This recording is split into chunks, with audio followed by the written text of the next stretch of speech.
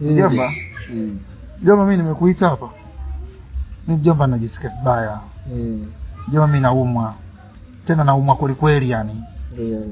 Yani kwa hali ninavyoiona. Yani hapa mjomba, kama kesho au leo chuma mimi nang'oa. Siseme hivyo mjomba. Mjomba, mimi tunakwambia hali yangu naijua mimi mwenyewe, yani mimi naumwa. Yani mimi wa leo kesho hapa mimi naondoka kwenye uso wa dunia. Lakini mjomba, nakupa wosia mjomba. Wewe ndio utasimama kwenye kikao cha familia.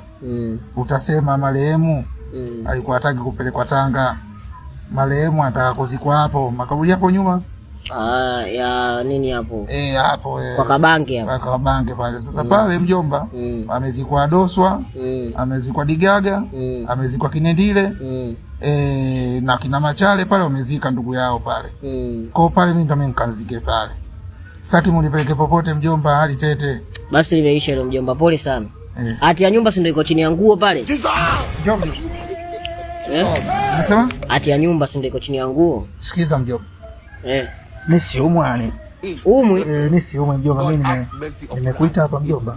Mimi bwana wewe amini kile kiroba cha unga kimeisha. Sasa mjomba, si ungesema tu shida ni hela. Mjomba, ni msinge ndio masuala ya kuumwa nyinyi. Amtoi hela. Saidi 20,000 mjomba.